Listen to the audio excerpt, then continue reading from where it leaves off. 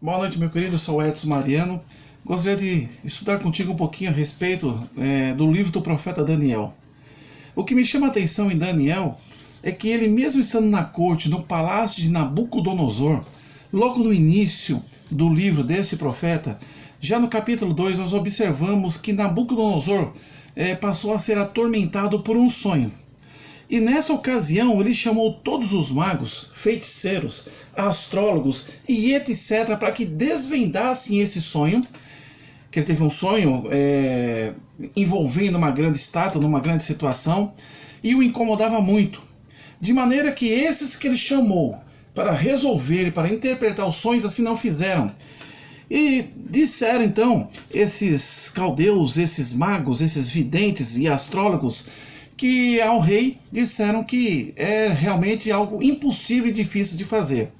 Mas, como eles não resolveram a questão, Nabucodonosor, irado, já estava então ali para determinar a morte de todos os sábios e, por consequência disso, estava já lá dentro também Daniel, Sadraque, Mesaque e Abidnego, que eram sábios. E dentre esses quatro, Daniel sobrepujava entendimento e revelação de sonhos. Por ousadia, sabendo dessa notícia, querendo inclusive proteger da sua própria morte de seus colegas, ele ousadamente dirigiu-se a Nabucodonosor, sendo levado por Arioque, que seria um dos comandantes do exército de Nabucodonosor, e ele pediu tempo para que ele sim revelasse esse sonho e que ele estaria então orando, pedindo ao seu Deus que desse essa revelação. Notoriamente, glória a Deus, em oração, junto com seus três amigos, Deus o revelou o sonho. E ele, voltando perante o trono de Nabucodonosor, assim o revelou. E o que me chama a atenção é que, mediante esta revelação, a primeira bênção foi o livramento da morte. E depois, o reconhecimento, preste atenção nessa palavra, de Nabucodonosor, reconhecendo que Daniel seria realmente o sábio dos sábios, porque só ele revelou o sonho e satisfez a curiosidade que tanto intrigava Nabucodonosor. Então, essa revelação foi tamanha que gerou um impacto muito grande ali naquela corte, naquele palácio, e colocou Daniel numa condição de honra, e diz assim, deixe-me ver aqui que condição de honra que Deus colocou a Daniel. No versículo 48 do capítulo 2 de Daniel, capítulo 2, 48, diz assim, então o rei engrandeceu a Daniel e lhe deu muitas e grandes dádivas, e o pôs por governador, está aqui, deixa eu assinalar, de toda a província da Babilônia, como também o fez chefe dos governadores sobre todos os sábios. Então, mediante ter esclarecido, revelado os sonhos que tanto atormentavam o tirano, o rei Nabucodonosor, ele presenteou e reconheceu a autoridade de sabedoria de Daniel, que, logicamente, foi, na verdade, um instrumento nas mãos do Senhor.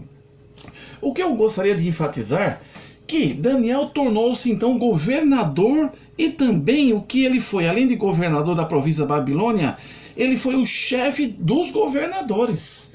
Ele tomou, ele abraçou um posto muito importante naquela corte, mesmo como hebreu, deportado, exilado, cativo e escravizado. No caso aqui em questão, ele teve um certo privilégio de morar dentro do palácio. Mas preste atenção, ele passou então a ser o revelador dos sonhos. Ele era aquele que chamou a atenção e sobrepujou astrólogos, magos, babilônicos e etc. e feiticeiros.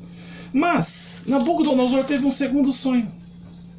E esse segundo sonho foi depois da fornalha, onde Sadraque, Mesaque e Abednego, esse episódio, foram lançados, e o Senhor Deus os livrou dali. O segundo sonho, ele deu-se em que capítulo? No capítulo 4. Semelhante ao primeiro, porém, é claro, um outro sonho. Mas ao invés de Nabucodonosor chamar diretamente o governador dos governadores, o sábio dos sábios, aquele que o satisfez na revelação dos primeiros sonhos, o que me chama a atenção é que ele não chamou Daniel. E se você observar, diz assim, o sonho de uma grande árvore, um outro sonho, isso no capítulo 4 de Daniel. Diz assim: por isso expedi um decreto, quem expediu foi Nabucodonosor, para que fossem introduzidas à minha presença todos os sábios da Babilônia, para que me fizesse saber a interpretação do sonho. Então entraram os magos, os astrólogos, os caldeus e os adivinhadores, e eu contei o sonho diante deles, mas não me fizeram saber a sua interpretação. A pergunta é: olha como o ímpio, o homem sem Deus, o pagão, o idólatra, esquece das coisas. Por que ele vai, nesse segundo sonho, chamar essa casta de feiticeiros, astrólogos, enfim, para que fosse revelado se ele tinha realmente uma confirmação absoluta, incontestável, que Deus estava na vida de Daniel? Muitas vezes nós passamos por isso no nosso emprego. Deus nos dá a oportunidade de ajudar, um exemplo, alguém no nosso emprego, nosso chefe, nosso diretor, nosso gerente, nosso presidente empresarial. E isso porque nós ficamos ali à margem daquele problema. Mas por ousadia, nós nos achegamos a estes e conseguimos resolver o problema.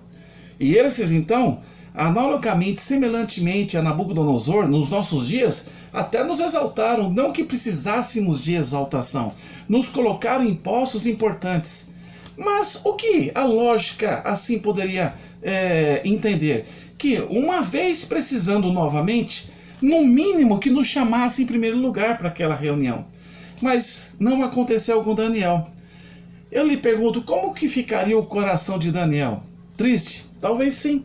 Como nós ficaríamos os nossos dias na empresa pensando, por que ele não me chamou?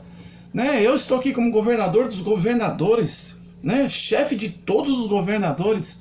Meu querido, é assim mesmo. O ímpio esquece muito fácil. Mas como Deus ele é soberano absoluto, nós observamos no capítulo 2, confirmando, capítulo 4, versículo 8, e diz assim: mas por fim, ele consultou todos os outros novamente, esqueceu daquele que realmente revelou o seu primeiro sonho. Mas Deus nos honra sobre todas as coisas. Mas por fim entrou na minha presença Daniel, cujo nome é Beltesazar, segundo o nome do meu Deus, e no qual há o Espírito dos deuses santos, e eu lhe contei o sonho, dizendo... E aí, o sonho a respeito de uma grande árvore foi também revelado, e nessa ocasião, Daniel passou também a ser respeitado. Até quando nós, assim, podemos suportar esse tipo de desfeita, de desconsideração?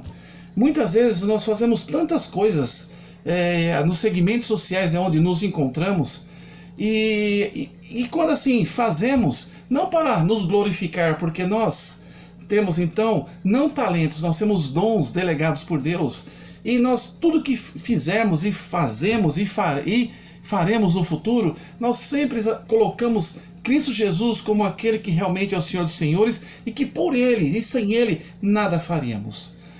Mas o espírito de Daniel tinha um conforto do Senhor Deus. E ele sempre esperava no Senhor. E quando ele era chamado, ele sempre engrandecia o nome de Deus e não tornava-se um rebelde, que ele poderia falar assim: o quê?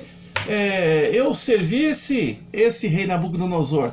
Agora que ele precisa novamente, ele esqueceu-se de mim, eu não quero nem saber dele. Não, ele foi na humildade, revelou novamente o sonho a Nabucodonosor. E mais para frente, quando nós buscamos também uma outra situação, é a respeito do banquete do rei Belsazar, quando os dedos de mãos de homem fizeram ali naquele palácio escritos.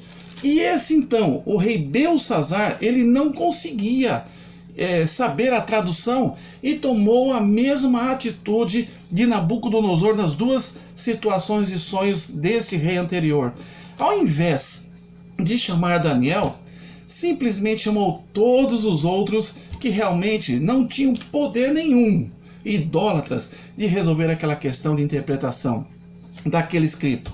Mas a mãe de Belsazar, rei substituto de Nabucodonosor, lembrou de um certo Daniel, que no tempo de Nabucodonosor revelou sonhos. Da mesma forma, pela terceira vez, Daniel foi chamado e assim o fez. Então, o que me chama a atenção é que muitas vezes nós somos chamados depois que o homem do mundo busca todas as outras possibilidades. Mas isso não importa, meu querido. O importante é que nós precisamos esperar que o nosso Deus nos honra. E no tempo que nós formos chamados, nós estaremos ali fazendo a obra do Senhor. Que possamos, independente da vontade das pessoas, independente da consideração e reconhecimento das pessoas, em qualquer âmbito social em que nos encontrarmos, que possamos entender que, em tempo ou fora de tempo, na frente ou por último, nós seremos sal e luz dessa terra. Então, todas as coisas serão feitas pela vontade do nosso Deus, e nós somos apenas um instrumento da vontade deste Deus eterno e maravilhoso. Assim como Daniel não se preocupou e ousadamente, no tempo do Senhor, revelou o primeiro sonho, revelou o segundo, mesmo depois dos magos, dos astrólogos, dos feiticeiros. O importante é saber que no momento que Deus fez com que Daniel pudesse atuar, assim aconteceu. E então Deus honrou o nome do seu servo. Então, confie e descanse no Senhor, meu irmão, meu amigo, que se no teu emprego só lembro de você lá depois de todos os outros, lembre-se que naquele momento é que Deus tem para que você possa realmente receber a bênção dobrada, para que você realmente possa fazer uso do poder de Deus por intermédio como instrumento, para que realmente as pessoas sejam impactadas e possam perceber: olha, tentamos todas as coisas, mas aquele homem ungido de Deus, ele realmente deu a solução do problema. Que Deus possa colocar no seu coração, que você possa entender que o ímpio tem a memória fraca e que o ímpio esquece realmente das bênçãos de Deus, que ele a recebe naquele momento e quando novamente precisa, ele busca o mundo. Mas nós sempre estamos dispostos, quando assim formos chamados, tanto por um como por outro, para fazer o nosso papel de luz do mundo e sal da terra. Que Deus possa nos dar o espírito de Daniel, para que possamos, no tempo do Senhor, exaltarmos o nome dele. Porque aquilo que é para nós fazermos, nenhum homem assim o fará. Que Deus te abençoe ricamente. Coloque essa mensagem no seu coração, que você é filho de Deus e sobre todas as coisas você prevalecerá, porque você tem o Senhor Jesus no seu coração como o único e suficiente Salvador. Que Deus abençoe o seu coração e no tempo que lhe chamarem, mesmo que tardio, você possa realmente resplandecer a glória desse grande Deus. Boa noite.